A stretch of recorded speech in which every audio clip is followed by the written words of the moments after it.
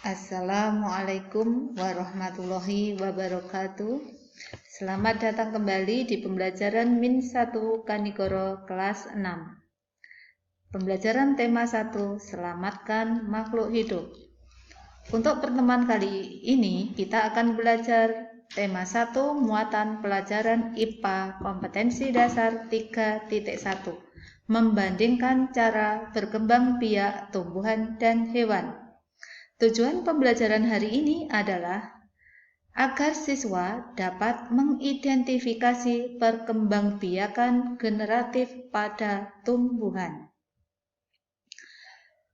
Sebelum kita belajar lebih jauh tentang perkembangbiakan generatif pada tumbuhan, mari kita ingat pelajaran pada kelas sebelumnya. Salah satu ciri dari makhluk hidup adalah berkembang biak. Apa yang dimaksud dengan berkembang biak? Kemudian, apa tujuan makhluk hidup berkembang biak?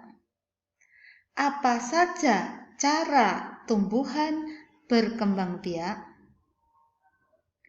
Nah, pada pertemuan hari ini kita nanti khusus membicarakan tentang perkembangbiakan tumbuhan. Yang dimaksud dengan berkembang biak adalah bertambah banyak. Apa tujuan berkembang biak? Tujuan dari berkembang biak adalah menghasilkan keturunan baru, sehingga makhluk hidup tersebut tidak punah. Apa saja cara tumbuhan berkembang biak? Pada intinya, ada dua cara perkembangbiakan tumbuhan. Yang pertama secara generatif dan yang kedua secara vegetatif. Pada kesempatan ini, kita akan bahas tentang perkembangbiakan secara generatif pada tumbuhan. Apa yang dimaksud dengan perkembangbiakan generatif itu? Tumbuhan yang bagaimana sajakah yang dapat berkembang biak secara generatif?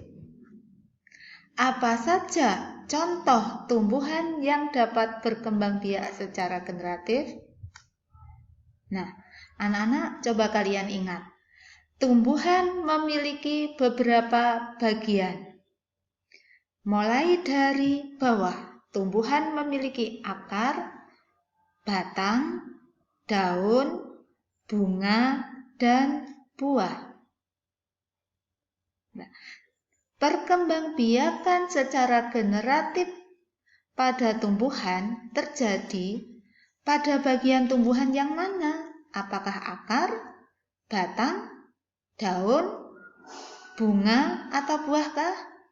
Nah, untuk itu perhatikan gambar bunga di bawah ini. 1. Apa nama bagian bunga yang ditunjuk angka 1? Bagian tersebut adalah kelopak bunga. Apa fungsinya? Kelopak bunga ini berfungsi untuk melindungi bunga saat masih kuncup. Jadi, melindungi bunga saat masih kuncup atau belum mekar istilahnya. Bagian bunga yang kedua, ini adalah benang sari. Apa itu benang sari? Benang sari adalah sel kelamin jantan pada bunga. Sedangkan yang nomor 3 ini adalah putik. Apa fungsi putik? Putik adalah sel kelamin betina pada bunga. Sedangkan yang nomor 4 adalah mahkota bunga. Apa fungsi mahkota bunga? Mahkota bunga itu fungsinya sebagai hiasan bunga. Selain itu, mahkota bunga ini fungsinya untuk memikat kedatangan serangga. Sehingga pada umumnya mahkota bunga ini berwarna mencolok. Masih ada satu lagi bagian bunga yang belum saya sebut di sini, yaitu ini. Apakah ini? Bagian bunga ini adalah bakal biji. Nah, ini berarti di bunga ini terdapat sel kelamin yang berfungsi sebagai alat perkembangbiakan. Karena perkembangbiakannya melibatkan sel kelamin jantan dan sel kelamin betina, maka dinamakan perkembangbiakan generatif. Kalau begitu, apa perkembangbiakan generatif? Yaitu perkembangbiakan secara seksual. Artinya, perkembangbiakan yang terjadi melalui proses penyerbukan dan pembuahan. Apa itu yang dimaksud dengan penyerbukan? Peristiwa jatuhnya serbuk sari ke atas kepala putik. Nah, jadi alat perkembangbiakan generatif pada tumbuhan adalah bunga. Nanti setelah terjadi penyerbukan, terjadi pembuahan. Nah, hasil dari pembuahan nanti bisa berupa zigot. Jadi hasil pembuahan adalah zigot. Zigot nanti akan berkembang menjadi lembaga. Kemudian lembaga berkembang menjadi bakal biji dan selanjutnya bakal biji berkembang menjadi biji dan bakal buah. Nah, biji itulah yang nantinya ditanam sebagai tumbuhan baru. Jadi jelas ya anak-anak, perkembangbiakan generatif adalah perkembangbiakan yang terjadi melalui proses penyerbukan, yaitu jatuhnya serbuk sari di atas kepala putik. Jadi bagian tumbuhan yang berfungsi sebagai alat perkembangbiakan generatif adalah bunga. Selanjutnya, penyerbukan itu terdapat berbagai macam. Jadi berbagai macam cara penyerbukan atau terdapat berbagai jenis penyerbukan. Dilihat gambar ini. Di dalam satu bunga ini terdapat benang sari dan putik sekaligus.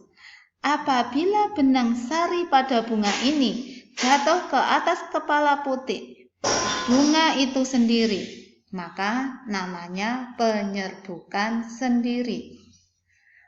Penyerbukan yang kedua adalah penyerbukan tetangga. Bagaimana proses terjadinya?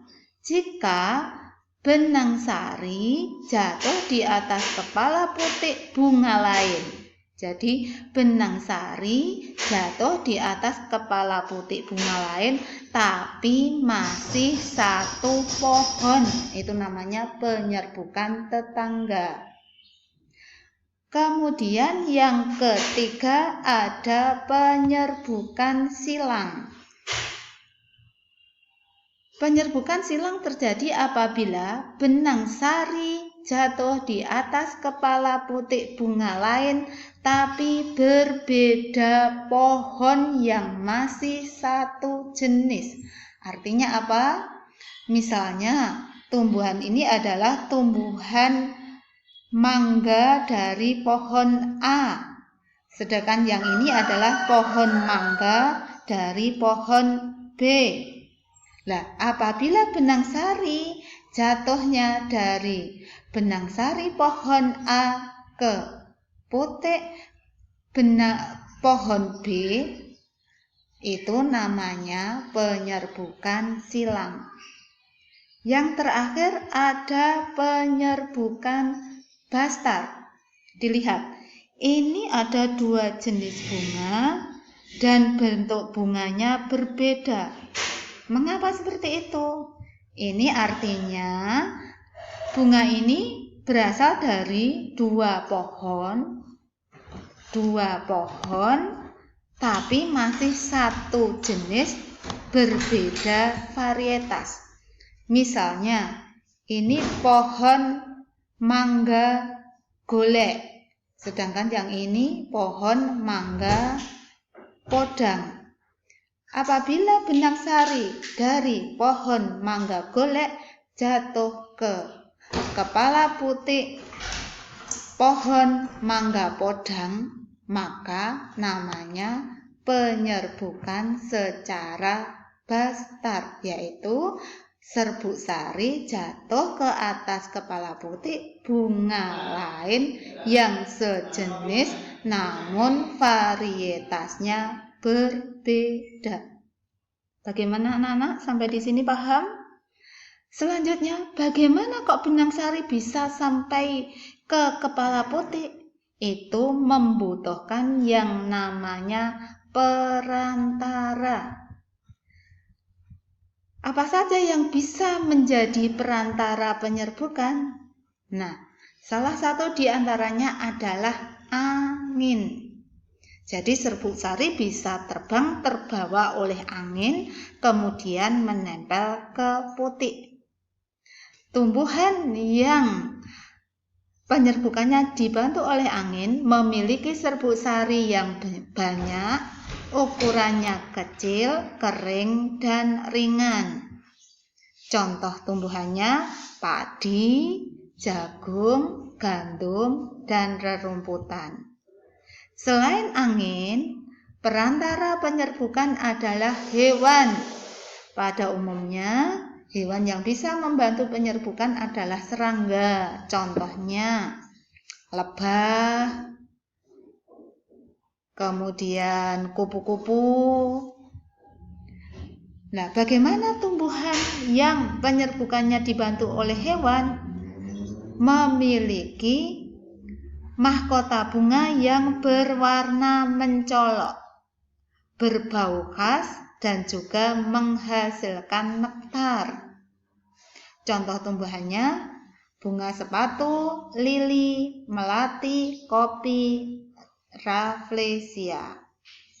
Perantara penyerbukan yang ketiga adalah air. Tumbuhan yang penyerbukannya dengan bantuan air hidup di air, sehingga serbuk sari hanyut terbawa oleh air, kemudian menempel pada putik. Contoh tumbuhannya hidrilla, enceng gondok, teratai. Kemudian yang terakhir adalah manusia. Jadi manusia sengaja membuat penyerbukan pada tumbuhan, membantu menempelkan serbuk sari ke kepala putik. Apa contoh tumbuhannya? Vanili dan salak. Nah, anak-anak, dari sini apakah kalian sudah dapat menjawab pertanyaan yang ini? Apa yang dimaksud dengan perkembangbiakan generatif? Perkembangbiakan yang melalui proses penyerbukan. Apa yang dimaksud dengan penyerbukan? Jatuhnya serbuk sari di atas kepala putik. Tumbuhan yang bagaimanakah yang dapat berkembang biak secara generatif? Tumbuhan yang memiliki bunga, dan pada bunga tersebut terdapat sel kelamin jantan yang namanya benang sari, dan terdapat sel kelamin betina yang namanya putik. Jadi bagian tumbuhan yang berfungsi sebagai alat perkembangbiakan generatif adalah bunga. Apa saja contoh tumbuhan yang dapat berkembang secara generatif? Tadi hasil lebih jauh dari penyerbukan adalah berupa biji. Berarti tumbuhan yang dapat berkembang biak secara generatif adalah tumbuhan yang ada bijinya. Berarti contohnya apa? Jagung, mangga, rambutan, dan sebagainya. Nah, itu anak-anak semua